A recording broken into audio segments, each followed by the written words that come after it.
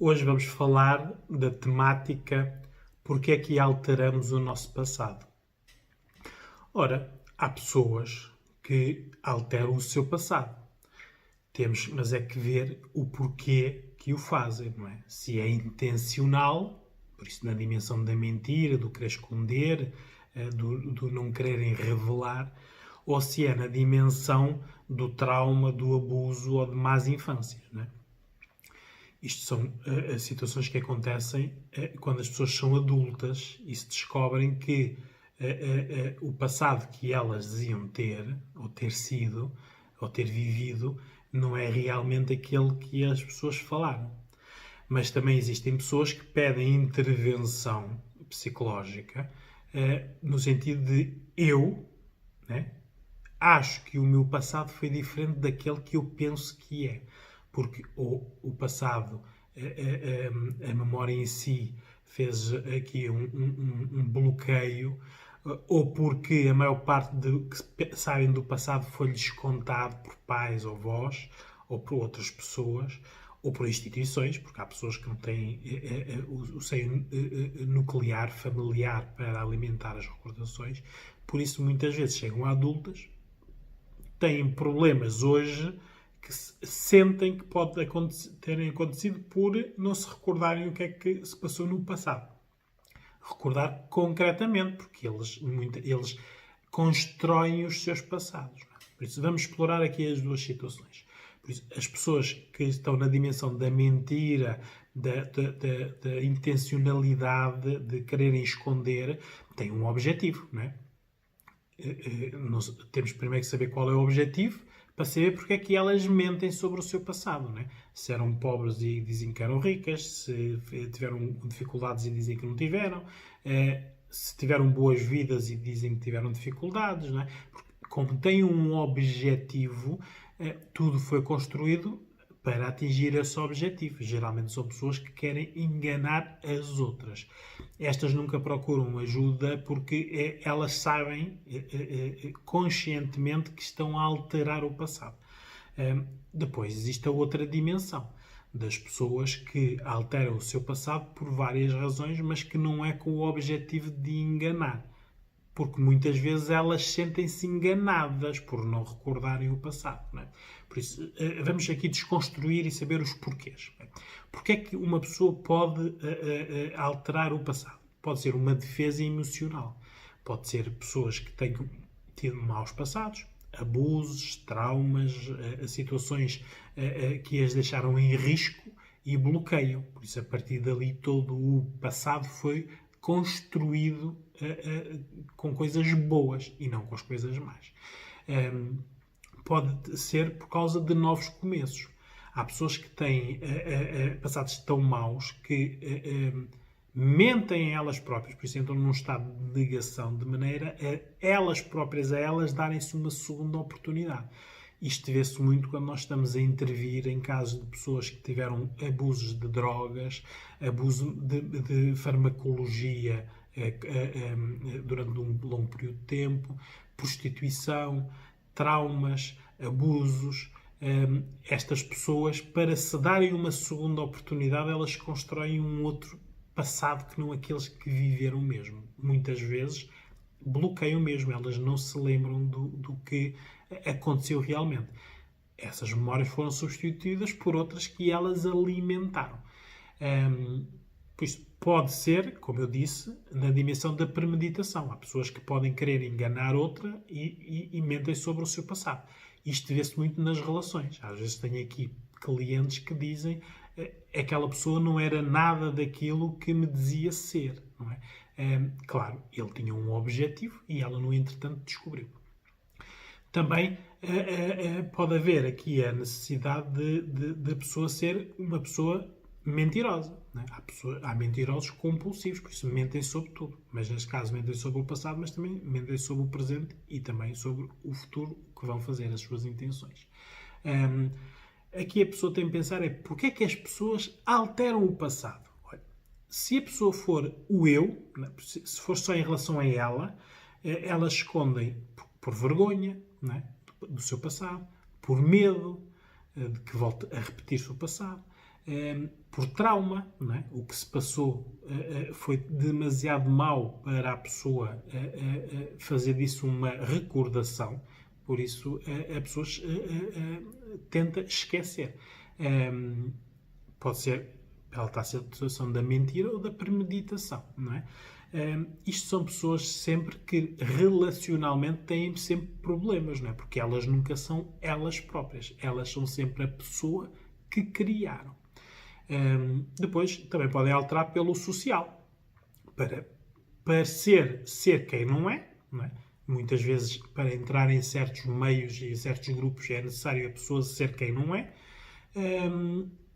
É preciso adaptar-se ao contexto atual, por isso a pessoa pode querer hoje achar que o seu passado não se coaduna com a aceitação social neste momento e criar empatias. Há pessoas que criam passados para as outras pessoas sentirem empatia com elas, para sentirem que são parecidos, que são pessoas que tiveram o mesmo desenvolvimento, não é? Ora, tudo isto está assente em mentiras ou negação. Por isso, são sempre situações que relacionalmente cria sempre problema quando se descobre. Por isso, este é o problema, não é? Quando o outro descobre, o que é que acontece, não é? Geralmente, a maior parte destas pessoas desaparecem da vida das pessoas. Por isso, elas estão aqui, descobrem isso e elas desaparecem, mudam o seu contexto. Porque elas não querem admitir que o seu passado não é aquele.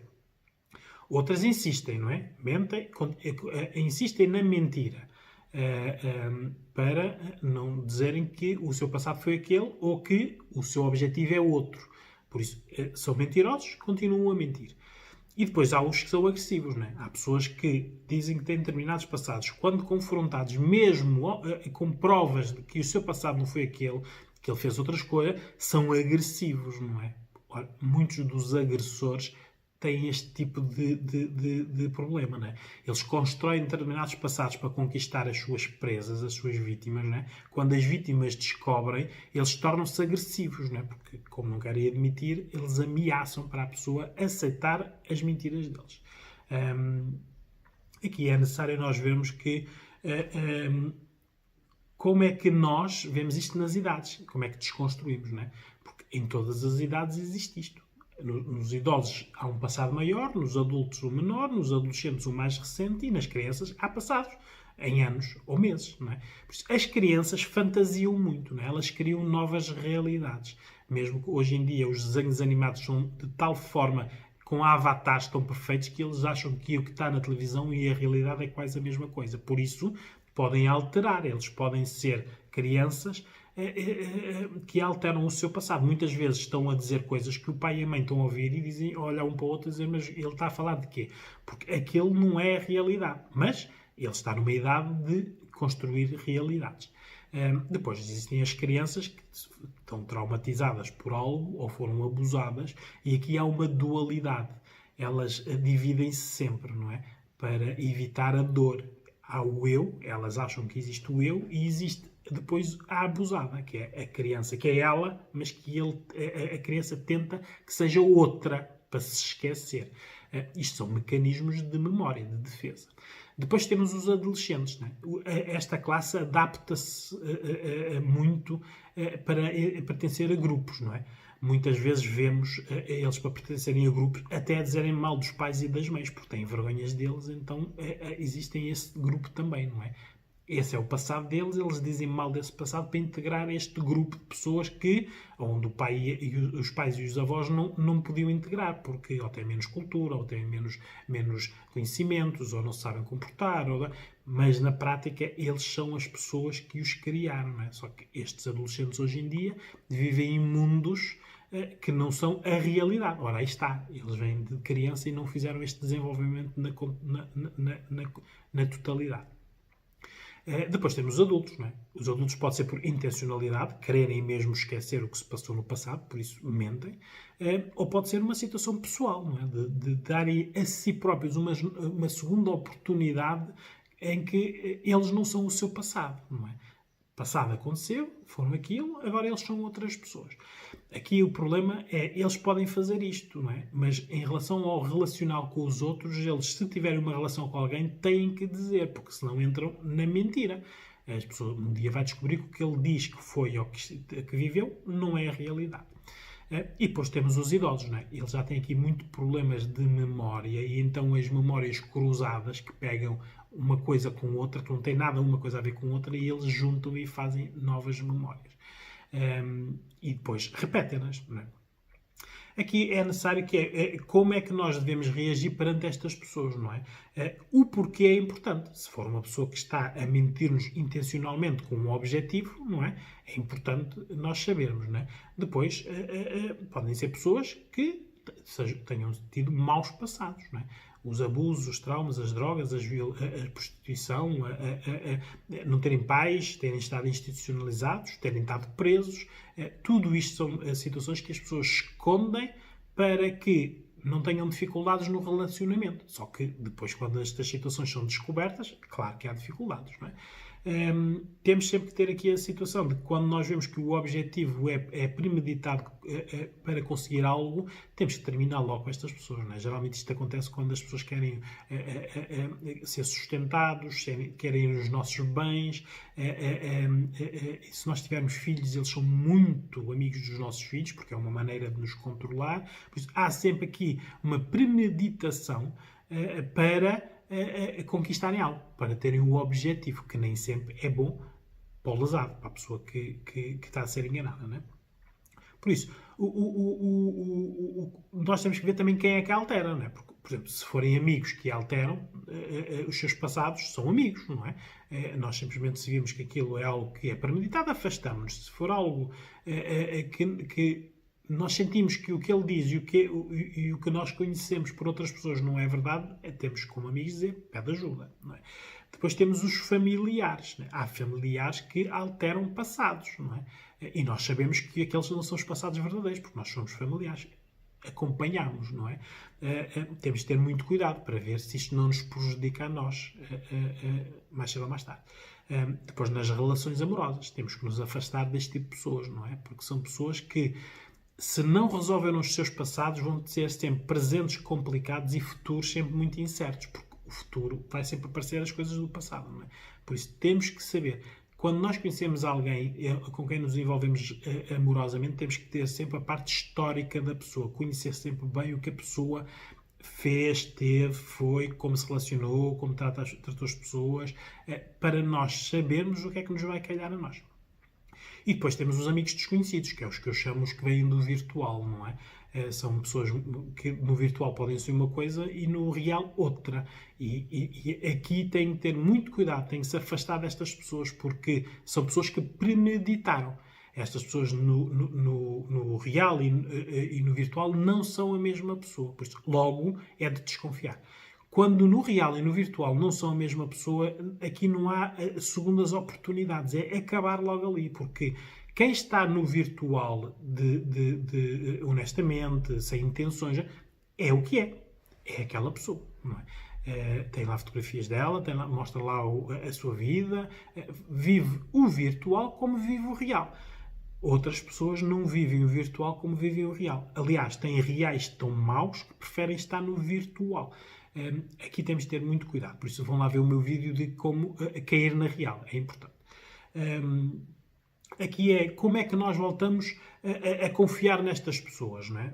Primeiro temos de perceber o porquê, não é? Se nós vimos que são pessoas que estão a alterar o passado porque foram abusados, vítimas em criança, temos que compreender que a pessoa alterou o passado por algo melhor.